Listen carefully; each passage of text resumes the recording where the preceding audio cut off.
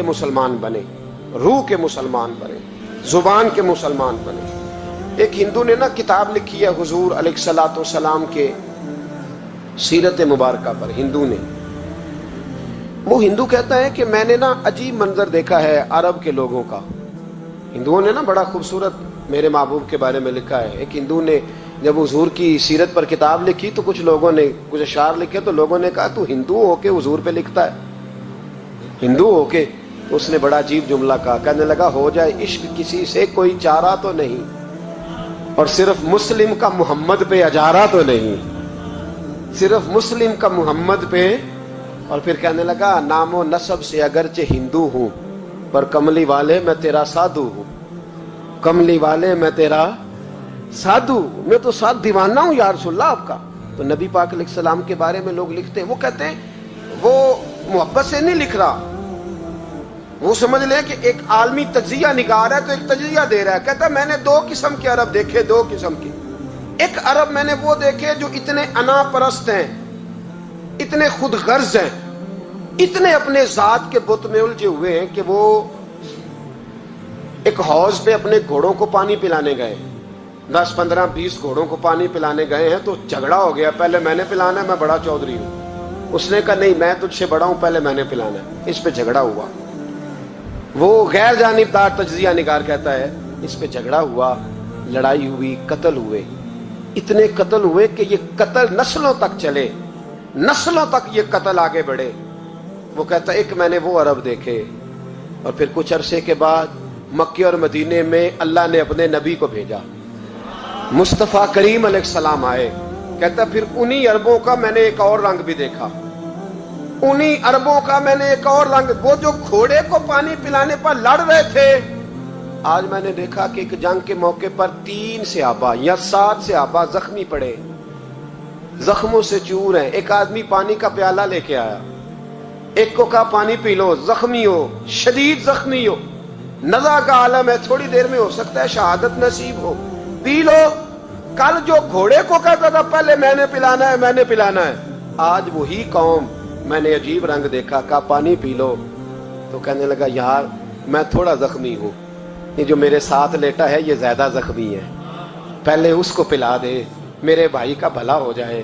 کہتا پانی لے کے اس کے پاس پہنچے, اس کو کہا تو پی لے. تو وہ کہنے لگا نہیں میں زخمی ضرور ہوں پر جوان ہوں, یہ میرے ساتھ جو صحابی لیٹے ہیں یہ زخمی بھی ہیں بوڑھے بھی ہیں, ان کو پہلے پلا. میں بات کہتے ہیں میں تیسرے کے پاس گیا تو اس نے کہا نہیں یار چوتھے کو پلا, وہ زخمی بھی ہے بیمار بھی ہے, اسے زیادہ ضرورت ہے. کہتے چوتھے کے پاس گیا تو وہ تڑپ اٹھا, کہنے لگا 5ویں کو پلا, اس لیے کہ اسے زخم مجھ سے پہلے لگا ہے, اس کا جہاد بھی مجھ سے سخت ہے. کہتے اس کے پاس گیا تو کہنے لگا یار 6 کے پاس چلا جا, اس لیے کہ اس کا وقت مجھے زیادہ قریب لگ رہا ہے. کہتے میں 6 کے پاس گیا تو وہ بول اٹھا, کہنے لگا وہ 5 جس رسول کا کلمہ پڑھتے تھے میں بھی اسی محمد کا ماننے والا ہوں, تو مجھے نہ پلا 7ویں کو پلا. کہتے ہیں اس کے قریب گیا اور میں نے وہ منظر دیکھا کہ وہ کہنے لگا نہیں اگر وہ 6 قربانی دے سکتے ہیں تو میں نے بھی نبی پاک سے تربیت لی ہے, تو پہلے کے پاس جا. کہتے ہیں میں اس کے پاس جا کے کھڑا ہوا تو روح پرواز کر گئی. میں دوسرے کے پاس گیا تو کلمہ پڑھ کے شہادت کا جام پی گیا. میں تیسرے کے پاس گیا تو حوض کوثر تک وہ بھی پہنچ گیا. کہتے ہیں 7 کے 7 وصال کر گئے, پانی میرے ہاتھ میں تھا اور میں اس صحرا میں کھڑے ہو کے سوچ رہا تھا یہ وہ لوگ ہیں جنہوں نے دل کا کلمہ بھی پڑھا ہے, روح کا کلمہ بھی پڑھا ہے. یہ ان کا صرف وجود نہیں جھکتا رب رسول کی بارگاہ میں, جب یہ جھکتے ہیں تو ان کے دل بھی جھکے ہوئے ہوتے ہیں, ان کی روحیں بھی جھکی ہوئی ہوتی. حالات بدل گئے میرے بھائی. ایک زمانہ وہ تھا جب حضرت عمر فاروق کی لونڈی نے کلمہ پڑھا, ہاں حضرت عمر لونڈی نے کلمہ پڑھا تو حضرت عمر نے اسے الٹا لٹکا لیا, درے مارتے. بی بی کہتی ہے عمر مجھے اتنا مارتے کہ مارتے مارتے تھک جاتے, پھر پانی منگاتے, پانی پی کے پھر مارتے. یہ وہی عمر ہے جو کہتے جو کلمہ پڑھے گا گردن کاٹ دوں گا. یہ وہی عمر ہے جو کوئی غریب مسکین قریب نہیں پھٹک سکتا تھا, لونڈی کو دروں سے مارتے. وہی عمر کلمہ پڑھ گئے. اور پہلے تو ایک قبیلے کے سردار تھے نا بھائی, پہلے ایک قبیلے کے سردار تھے, تو الٹا لٹکا کے مار. چاہیے تھا نا جب امیرُ المومنین بنتے زیادہ سخت ہو جاتے اور ان کے اندر سختی آتی. اور امیرُ المومنین بن گئے. 24 لاکھ مربع میل پر حکومت, 24 لاکھ مربع میل کا حکمران, چہرے پہ نقاب پہنا. کنز الاموال میں روایت موجود, وہی عمر جو کل غریب عورت کو دروں سے مارتے ہیں, وہی عمر. انقلاب آ گیا, سوچ بدل گئی, نگاہ اور دل مسلمان ہو گئے. عمر گزر رہے ہیں, ایک گھر سے بچوں کے رونے کی آواز آئی. چہرے پہ نقاب پہنے عمر رک گئے. افلا غلام ساتھ تھا. کہنے لگے پتہ کر کوئی مسئلہ ہے. دروازے پہ دستک دی. بی بی تیرے بچے کیوں روتے ہیں؟ کہنے دوڑ جاؤ. کون ہوتے ہو؟ تمہیں کیوں بتاؤں؟ غریب ہر ایک کو نئی داستان بتائیں. ابھی ایک جماعت آ گئی, مجھے بتاؤ میں حل کروں گا. پھر دوسرا آ گیا زخم ٹٹولنے, مجھے بتاؤ میں کس کس کے سامنے زخم کھولیں, کس کس کو بتائیں. بی بی کہنے لگی جا دوڑ جا. درجنوں آتے ہیں روز پوچھتے ہیں, پوچھ کے تو بھی جا. آدھی رات کو تو کون ہے؟ حضرت عمر منت کرنے لگے, کہنے لگے بی بی تیری مہربانی بتا تیرے بچے کیوں روتے ہیں. تو عورت تڑپ کے بولی, کہنے لگی تو نہیں جاتا تو سن پھر. میرے بچوں کی غلطی یہ ہے کہ یہ غریب بھی ہیں اور یتیم بھی ہیں. ان کی غلطی ہے کہ ان کا باپ چلا گیا ہے. ان کی غلطی یہ ہے انہوں نے غریب گھروں میں پرورش پائی ہے. ان کی غلطی یہ ہے کہ ان کا دادا رئیس نہیں تھا. ان کی کوتاہی یہ ہے کہ ان کا نانا جاگیردار نہیں تھا. ان کی غلطی یہ ہے کہ ان کی ماں جہیز میں کچھ لے کے نہیں آئی. اور کیا پوچھنا ہے؟ حضرت عمر کہنے لگے بہن ماجرا کیا ہے؟ کہنے لگی باپ انتقال کر گیا. عمر جب سے حکمران بنا ہے اس گاؤں میں کبھی اس نے پھیرا ہی نہیں ڈالا, وہ آیا ہی نہیں. میری غریبنی کے بچے ساری ساری رات بھوک سے روتے, وہ کبھی آیا ہی نہیں. یہ غلطی ہے. پہلے تو میں کچھ نہ کچھ ان کو خشک روٹی کھلا دیتی تھی, آج تو گھر میں کوئی شے نہیں. شام سے لے کر پانی اور روڑے ہنڈیا میں ڈالے ہیں, پکاتی جاتی ہوں.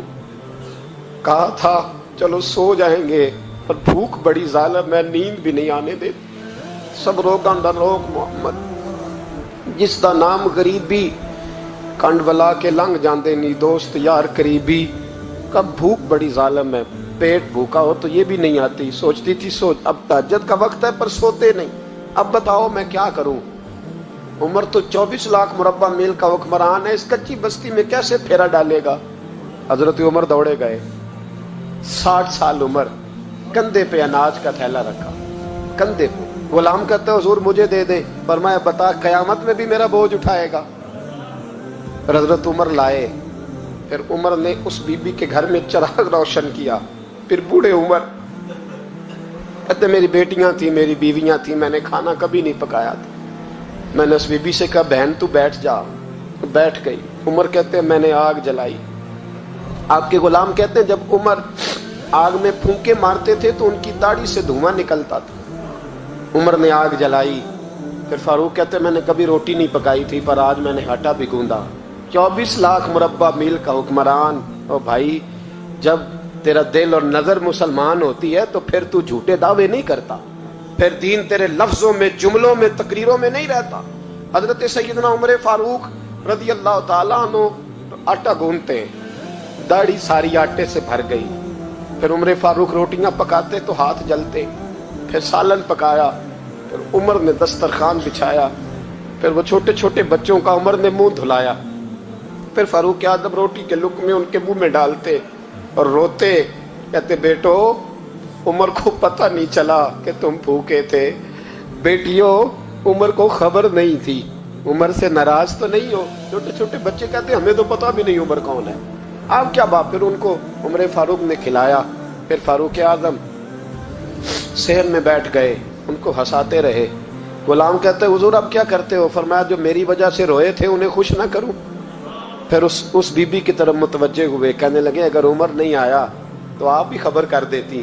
بی بی کہنے لگی ڈیوٹی عمر کی ہے خبر لینے کی, میری نہیں ہے کہ میں جا کے بتاؤں. میں کیوں بتاؤں؟ حضرت عمر کہنے لگے چل عمر کو معاف کر دے. کہنے لگی اسے کیا معاف کرنا ہے, میں تو دعا کرتی ہوں اللہ اسے ہٹا دے اور آپ کو بنا دے. میری دعا ہے کہ وہ چلا جائے آپ آ جائیں. فرمایا اگر میں بن جاؤں تو عمر کو معاف کر دو گی؟ کہا ہاں کر دوں گی. حضرت عمر نے چہرے سے نقاب اتارا. فرمایا بی بی میں عمر ہی ہوں, तूने देखा नहीं था, जा तेरी दुआ मकबूल हो गई। वो बीबी कहने लगी आपके सामने इतनी जली कटी सुनाई। फरमाया बस एक वादा कर, अगर तूने उमर को यहाँ माफ कर दिया है तो वहां भी माफ कर देना। वहां भी सवाल, शर्त ये है तेरा दिल कितना मुसलमान है। हमारा ये हाल है, हम जुमलों के मुसलमान, लफ्जों के मुसलमान, हम अपने आप को खींच खांच के मस्जिद में ला के 2-4 रखते भी पढ़ ही लेते, पर दिलो निगाह अगर मुसलमान नहीं तो फिर कुछ भी नहीं। देखे ना कितने आला लफ्ज है हदीस में। नबी पाक ने फरमाया मैं उसे अपना मोमिन ही नहीं मानता। सहाबा कहते हैं पूछने लगे थे किसे, तो हुजूर ने दूसरा बार फिर कह दिया, फरमाया मैं अल्लाह की कसम उसे मोमिन नहीं मानता। तीसरा जुमला पूछने लगे तो हुजूर ने फिर बोल दिया, फरमाया मैं नहीं मोमिन मानता। हुजूर किसे? फरमाया जो खुद तो पेट भर के खाए और उसका पड़ोसी भूखा सो जाए। 3 दफा हुजूर ने कहा मैं मोमिन ही नहीं मानता। जितनी मर्जी तस्बीह पढ़े, ना मर्जी रब रब कहे, तो मेरे भाई याद रखे। रहमतुल्लाह अलैह दरवेश थे दिल्ली के, बहुत सारे लोग मुरीद थे। एक बड़ा खिदमत गुजार मुरीद था, मजदूरी करता था, गरीब था, तो 6 बेटियां थी उसकी। हजरत साहब के पास रोज आके कहता हुजूर बच्चियों के लिए दुआ करें, अल्लाह कोई असबाब पैदा कर दे। एक बच्ची की शादी का खर्चा 1000 दिनार है और मैं गरीब हूँ। हजरत साहब दुआ कर देते। खानका शरीफ के थोड़े ही फासले पर, हजरत जहां बैठ के मुरीदों की तरबियत करते थे, उससे थोड़ा ही फासले पर ना एक ईसाई रहता था, बड़ा मालदार था, बड़ी सारे ऊंट, गायें, भेड़, बकरियां रखी हुई थी और हजरत शरफुद्दीन रहमतुल्लाह अलैह की बड़ी मुखालफत करता था। और ये जो आपका गरीब मुरीद था, ये उसका पड़ोसी था। एक दिन बुला के ना उनको कहने लगा कि तू किधर जाके जो है वो टकरे मार रहा है, वहां से कुछ नहीं मिलने वाला। वो तुझे क्या देंगे जिनकी खानका खुद चंदे पे चलती है, मदरसा चंदे पे चलता है, मस्जिद चंदे पे चलती है, तेरी बेटी का मामला कहां हल होगा? तो उस दरवेश ने कहा कि तू मेरे पीर को नहीं जानता, तू अजय मेरा महबूब नहीं डिठा, तो पता नहीं ना, तू इस रास्ते का मुसाफिर नहीं, तू नहीं जानता। उनका बस चले ना तो वो हर कीमत में मेरी बेटियों की शादी करा दे।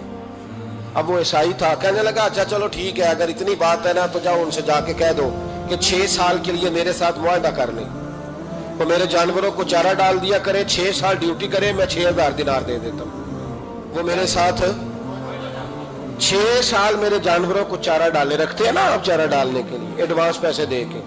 अब तो लोग उन्हें भी गुलाम ही बना लेते हैं, बड़ी थोड़ी तनख्वाह देते हैं, जुल्म करते हैं, पूरा मुआवजा नहीं देते। हजरत शेख शरफुद्दीन के बारे में वो कहने लगा जो अपने पीर से जाके कह के मेरे जानवरों को 6 साल चारा डाले, मैं 6000 दे देता हूँ, तू जो कहता है हर कीमत पे जाने को तैयार है। उसने जब ये बात की तो मुरीद ने नाराज हो गया, वो लड़ाई हो गई, गिरबान पकड़ लिया, झगड़ा हुआ, बात बड़ी दूर गई। इस तरह की बात करता मेरे हजरत के बारे में, तेरे जैसे कई मैं वहां काम पे रखा दूं। जब वो बड़ी बहस हुई, बात मोहल्ले में, इलाके में फैल गई, दुनिया ने सुन ली, तो शेख शरफुद्दीन तक भी पहुंच गई। इस तरह झगड़ा हुआ है। लोग सो गए इशा की नमाज के बाद। हजरत साहब ने ना सर पे कपड़ा लिया, उस ईसाई के दरवाजे पे दस्तक दी, वो बाहर आया, फरमाने लगे लोग तो सोच समझ के मुलाजम रखते हैं, तूने भी तो सोच ही लिया होगा, तभी तो मुझे ऑफर की है। तू अपनी ऑफर पे कायम है? वाकई मुझे रख लेगा और 6000 दिनार दे देगा? कहने लगा जा बाबा काम कर अपना। फरमाया नहीं, तूने इतने लोगों में बात की, इतनी बहस हुई, तो कायम है? कहने लगा मैं तो कायम हूं, पर आपने नहीं कायम रहना। फरमाया मैं सोच समझ के आया।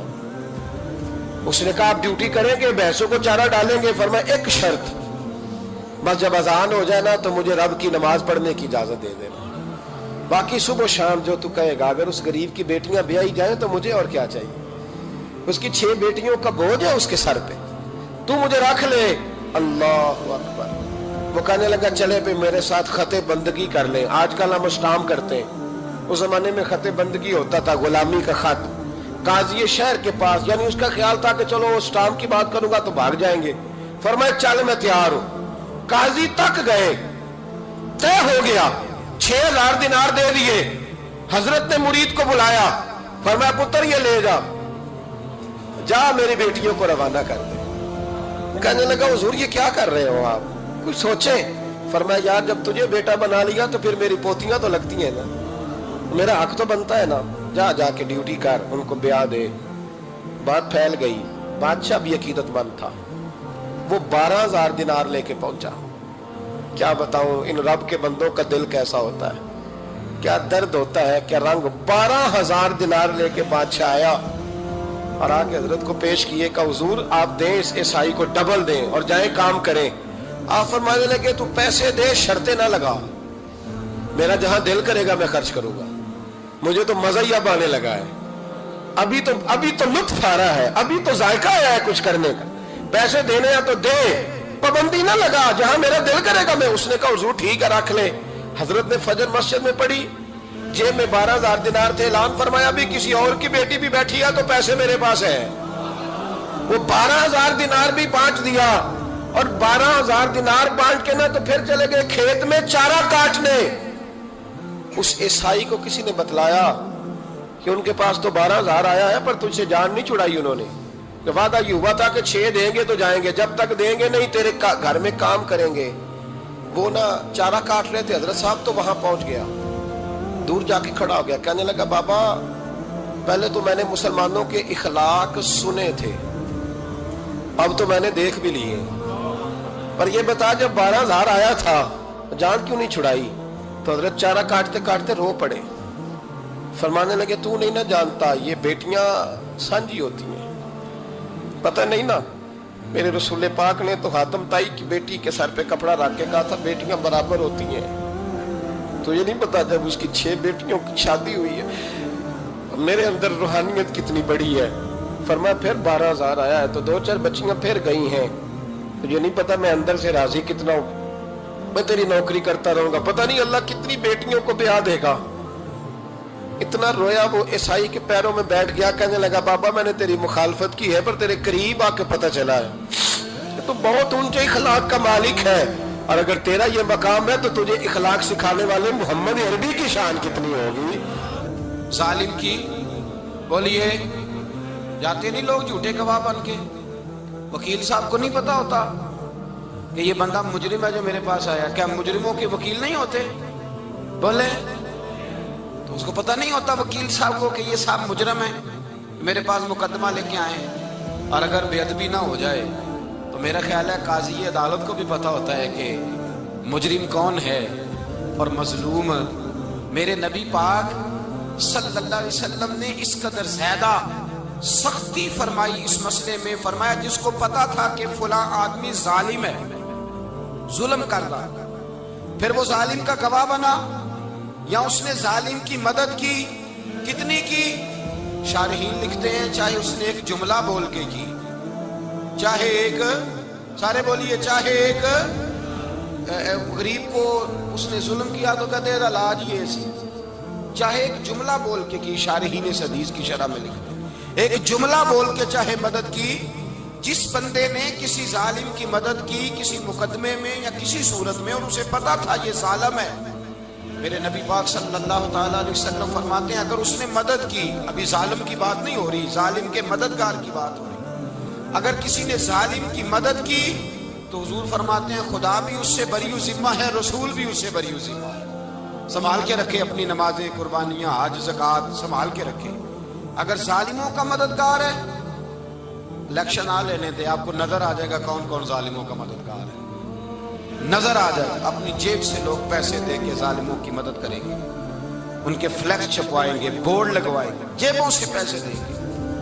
ہم نے خود آگ لگائی ہے چمن میں اپنے، بے سبب گردشی ایام کو الزام نہ دو، ہم نے خود نور کا ظلمت سے کیا ہے سودا، کر کے توہین سحر شام کو الزام نہ دو. ظالموں کے مددگار میدان میں آ گئے، یہ چھوٹا لفظ نہیں. میرے حبیب پاک صلی اللہ علیہ وسلم نے فرمایا جو ظالم کا مددگار ہے سن لے جو سجن کے ساتھ کچہری جاتا ہے، وہ یاد رکھے جو دوست کا گواہ بنتا ہے، وہ یاد رکھے جو کہتا ہے میں مانگی گیا تھا، مجھے بلایا گیا تھا قبضہ چھڑانے کے لیے کسی غریب بیوہ کی جائیداد پہ، کب وہ سن لے تو مدد کر کے نہیں آیا، تو خدا کے ذمے سے نکل گیا. رسول پاک نے فرمایا تیرا میرا تعلق ختم ہو گیا، تو ظالم کا مددگار ہو گیا. پھر تو کہتا میں بے چین ہوں، میں بے قرار ہوں، میں آزمائش کا شکار ہوں. پلٹ کے دیکھ تو صحیح تیرا گناہ کتنا بڑا ہے.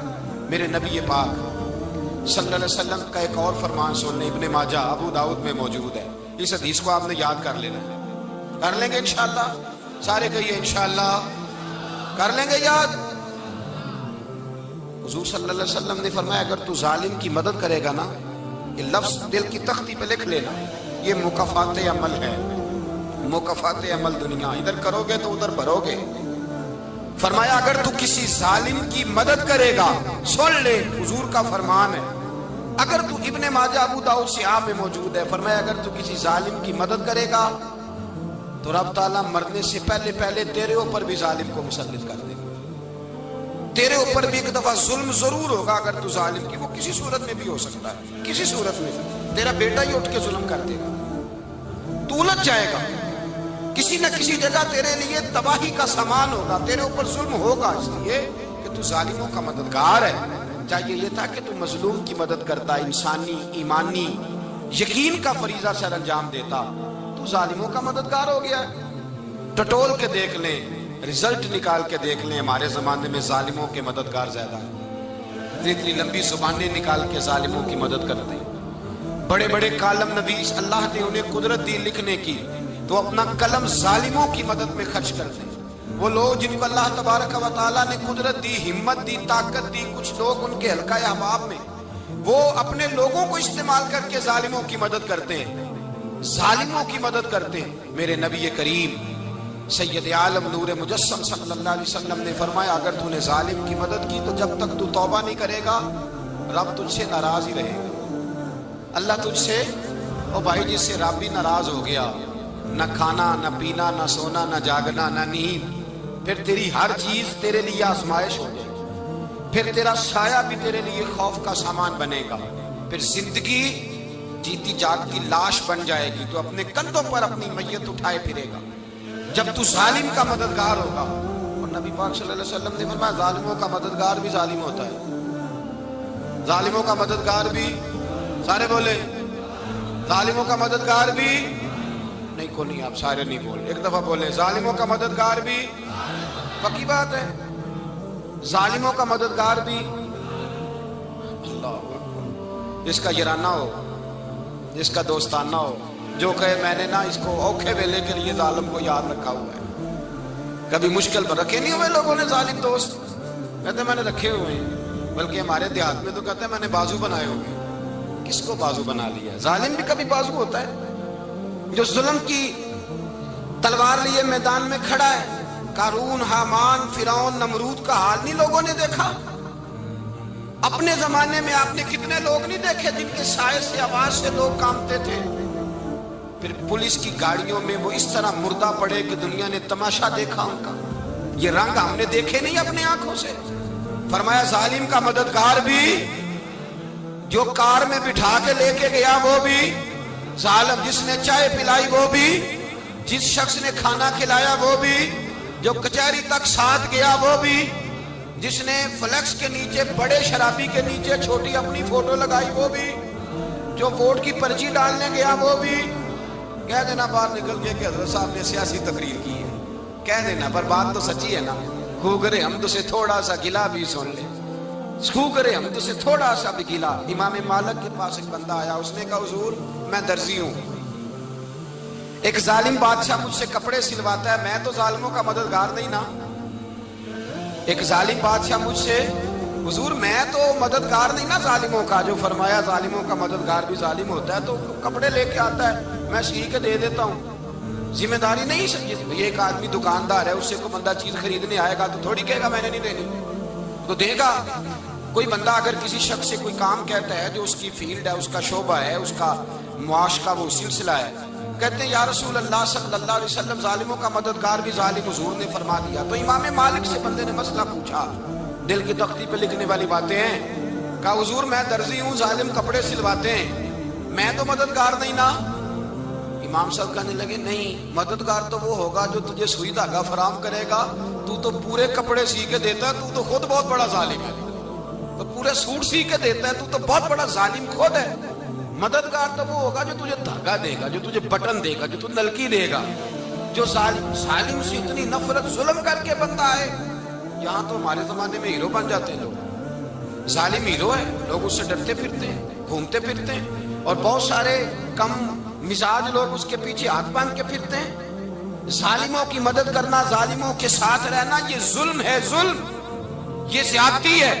میرے نبی پاک صلی اللہ تعالی علیہ وآلہ وسلم نے ارشاد فرمایا یاد رکھو رب فرماتا ہے میں مظلوم کی مدد ضرور کروں گا، چاہے جلدی کروں چاہے دیر سے کروں، میں مظلوم کی مدد۔ اور حضور صلی اللہ علیہ وسلم نے فرمایا ہے، حضرت معاذ بن جبل کہتے ہیں حضور نے مجھے یمن کا گورنر بنایا، جب میں جانے لگا نا تو حضور نے بڑی نصیحتیں کی، بخاری میں موجود ہے، فرماتے ہیں جب میں پلٹنے لگا تو میرے رسول نے فرمایا معاذ ایک منٹ ٹھہر جا، ایک بات میری یاد رکھنا، اس کو نہ بھولنا۔ کہا حضور کیا؟ فرمایا دیکھنا کسی پہ ظلم نہ کر بیٹھنا، کہیں تجھ سے زیادتی نہ ہو جائے۔ محبوبہ پھر حضور نے فرمایا سن میرے معاذ میں تجھے گورنر بنا رہا ہوں، زیادتی نہ کر بیٹھنا۔ یا رسول اللہ صلی اللہ علیہ وسلم کیا ہوتا ہے؟ تو میرے کریم نے فرمایا جب مظلوم دعا کے لیے ہاتھ اٹھاتا ہے تو عرش کا مالک کہتا ہے فرشتوں پیچھے ہٹ جاؤ، عرش کا مالک کہتا ہے فرشتوں پیچھے ہٹ جاؤ، دروازے کھول دو۔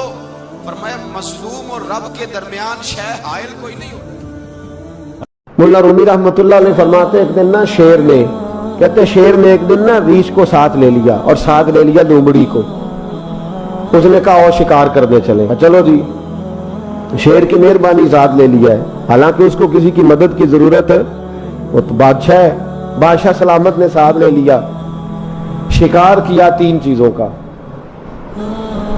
ایک شکار کیا خرگوش، ایک ہرن، ایک گائے۔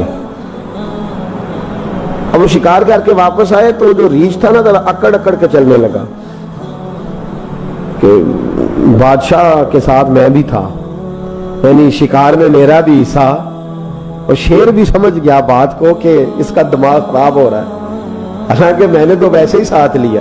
وہ ریچھ صاحب بھی نا تگڑے ہو گئے، انہوں نے کہا اوہو میں ساتھ ہی تھا کہ اب بادشاہ نے تو ویسے ساتھ لیا تھا کہ چلو دو چار آدمی مل کے تو وہ پیر بارش شاہ صاحب رحمت اللہ تعالی علیہ سے کسی نے کہا کہ آپ کے جو شیخ ہیں آپ کے مرشد ہیں آپ کو بلا بلا کے مشورے لیتے ہیں کام لیتے ہیں تو آپ تو بڑے خوش نصیب ہیں، تو انہوں نے کہا ہیر ہس بولے تے وہ دی مہربانی ورنہ رانجے تے لاڈ ہی لڑاونے نے۔ انہوں نے کہا ٹھیک ہے اگر اس نے مہربانی کر دی ہے تو اس میں میرا نہیں، ان کی نظر شفقت ہے، ہیر ہس بولے تے وہ دی مہربانی، انہوں نے مہربانی فرمائی ہے تو بڑی کرم نوازی ہے، ورنہ من آنم کے من دانم، جو میں ہوں اس کا مجھے پتا تو ہے ہی نا، تو میں اس میں اپنے آپ کو اتنا بڑا نہیں سمجھ۔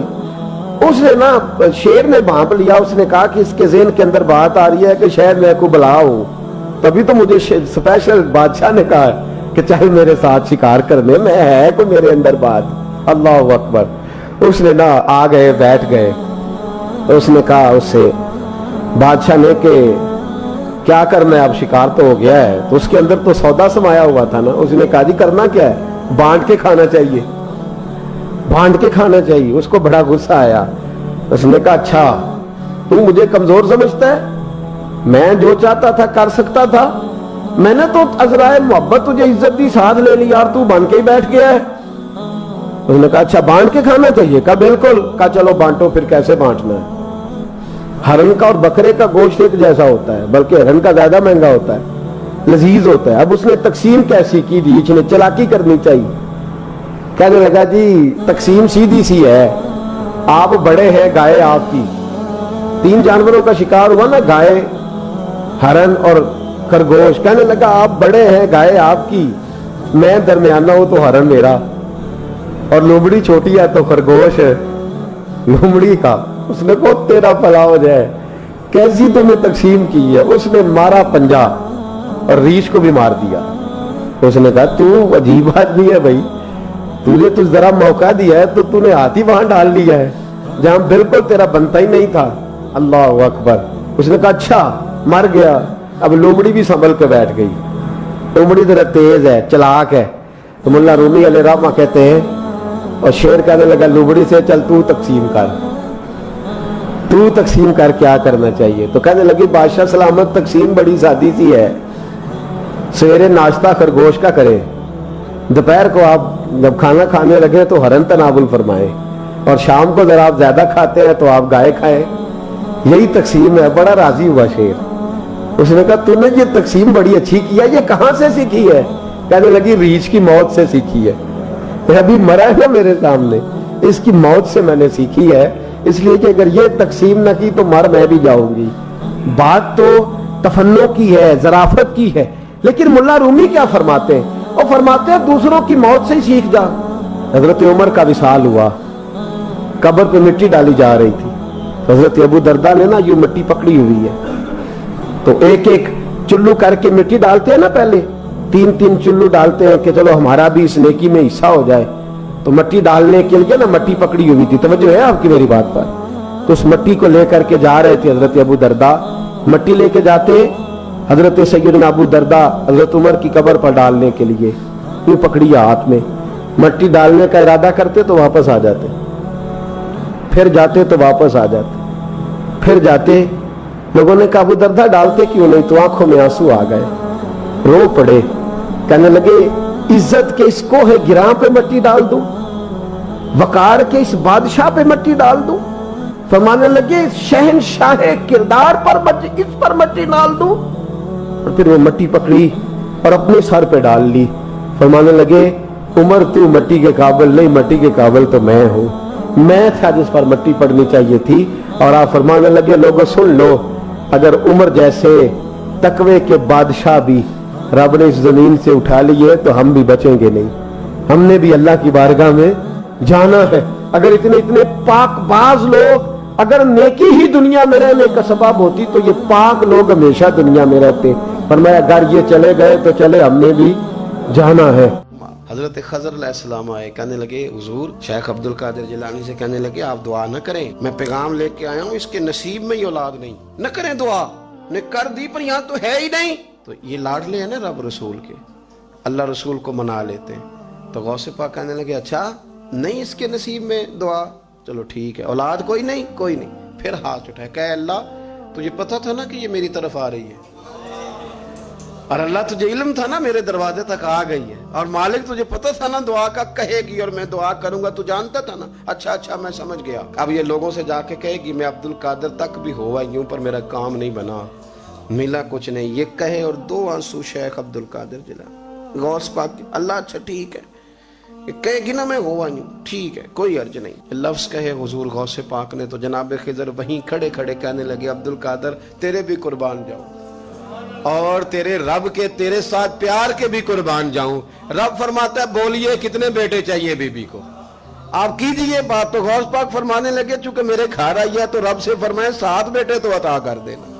ओ भाई इतनी सी बात नहीं लोगों की समझ में आती कि मेरा कोई लाडला प्यार वाला हो तो मैं मान जाता हूं, तो जो रब रसूल के लाडले वो जब बात करते हैं तो अल्लाह रसूल भी मान जाते हैं। भाई इतनी सी बात है। एक शख्स ने आके कहा हुजूर मेरा वालिद इंतकाल कर गया, रात ख्वाब में देखा बड़े अजाब में। लोग बड़े परेशान होते हैं इन बातों में बड़े, लेकिन मैं बड़े दलाइल कायम कर सकता हूँ। हम हमें क्या मलांग समझते हैं कि हम जो बात करेंगे बगैर दलील के करेंगे? बैठ के लोग कहानियां सुना रहे हैं कि जनाब गौस पाक ऐसे कर सकते थे, ये कैसे हो सकता है। तो जो कहानी तुम सुना रही हो तो काफिर भी सुना रहा है। वो कहता है अगर तुम्हारा रब सारा कुछ कर सकता है माज़अल्लाह तो फिर उसे कहो फलाना काम करे, इसका क्या जवाब है तुम्हारे पास? बड़ी बड़ी अजीब लोग कहानियां करते हैं और शर्म नहीं आती अल्लाह वालों के बारे में इतनी कच्ची और गलीज जुबान इस्तेमाल करते। और मुझे कहने वालों पर इतना शिकवा नहीं जितना सुनने वालों में शिकवा। ऐसे लोगों को सुनते हो जो तौहीन करते हैं रब करीम के बंदों की। सुनो हुजूर गौसे पाक से आके कहा हुजूर मैंने रात ख्वाब में अपने वालिद को देखा अजाब में, मैं बड़ी तकलीफ में हूं, मेरे अब्बा के लिए दुआ कर दें। तो गौसे आजम फरमाने लगे वो यहां कभी आया था, बैठा था।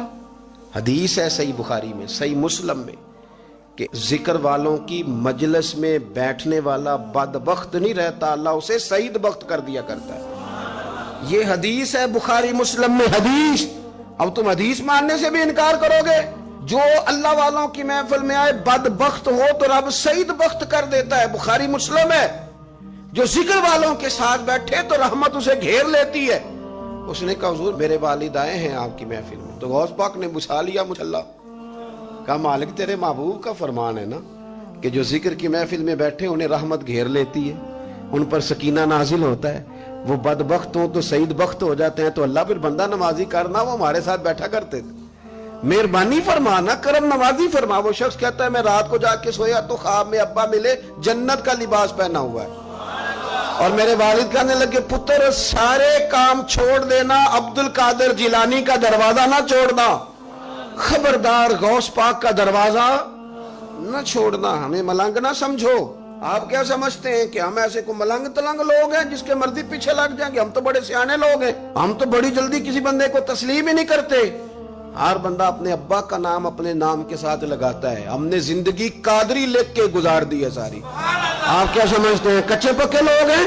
اور صرف یہاں نہیں، وصیت لکھ کے رکھی ہے، مریں گے بھی تو قبر پہ پہلے لفظ قادری لکھنا، اس لیے کہ خدا کے فضل سے ہم پر ہے سایہ غوث اعظم کا، اور ہمیں دونوں جہاں میں ہے سہارا۔ اور بڑی تحقیق کے ساتھ اور بڑی ریسرچ کے ساتھ اور بڑے سیانے بن کے، لیکن جس دن کا مان لیا ہے پھر بالکل ہی مان لیا ہے، پھر بالکل ہی مان لیا۔ آپ یقین کریں مجھے مزہ آتا ہے جب مجھے کوئی کہتا ہے قادری صاحب، بڑا مزہ آتا ہے، بڑا سرور آتا ہے۔ کوئی میرے نام سے نہیں نہ پکارتا، اس کا بنا کے پکارتا ہے، کوئی اس کا بنا کے پکارتا ہے، کوئی اس کا کہہ کے پکارتا ہے، تو ذرا چسکا آتا ہے، یعنی اس میں سرور آتا ہے، اس میں ذرا کیف آتا ہے۔ حضور غوث پاک آپ کی نسبت بڑی شان والی، آپ کا مقام بڑا۔ حضرت مولانا جمیل الرحمن قادری اعلیٰ حضرت کے مرید ہیں، وہ فرمایا کرتے تھے خدا کے فضل سے ہم پر ہے سایہ غوث، ہمیں دونوں جہاں میں ہے سہارا۔ اور قادری کہتے ہیں غوث پاک سے پیار کرنے والے کو، جو بھی پیار کرے وہی قادری ہے۔ تو خدا کے فضل سے ہم پر ہے سایہ، ہمیں دونوں جہاں میں ہے سہارا، خدا دے گا منادی حشر میں یہ قادریوں کو، کہاں ہے قادری کر لے نظارہ غوث اعظم، کہاں ہے قادری کر لے نظارہ۔ اور پھر فرماتے ہیں جمیل قادری 100 جاں سے ہو قربان مرشد پر، اپنے شیخ کی بات کرتے ہیں، جمیل قادری 100 جاں سے ہو قربان مرشد پر، بنایا جس نے مجھ جیسے کو بندہ غوث اعظم کا۔ یہ غوث اعظم واحد صوفیاء کی جماعت میں امام ہستی ہیں کہ کوئی کسی بھی سلسلے سے تعلق رکھے، وہ نقشبندی ہے، وہ چشتی ہے، وہ سہروردی ہے، آج آپ کو سارے 11ویں دیتے نظر آئیں گے، اس لیے کہ غوث اعظم رضی اللہ تعالیٰ عنہ کے فیض جب برسا ہے تو می بن کے ہی برسا ہے، اور ہر جگہ ہی برسا ہے، ہر جگہ ہی برسا ہے۔ تو بجائے اس کے کہ ہیل و حجت کریں ساری زندگی، اللہ والوں سے پیار۔ اور اگر آپ نے ابھی تک ہمارا چینل سبسکرائب نہیں کیا تو فوراً سبسکرائب کیجئے، ساتھ ہی بیل آئیکن پر کلک کریں تاکہ مزید آنے والی ویڈیو ہے وہ آپ کو وقت پر ملتی رہیں۔ اللہ حافظ۔ کافر اسی پچ ہو گیا، پھر تسبیح مصلی کی کرنا، اساں ظاہر نوں رب منیائے، باطن دا اللہ کی کرنا، اساں ظاہر نوں رب منیائے، باطن دا اللہ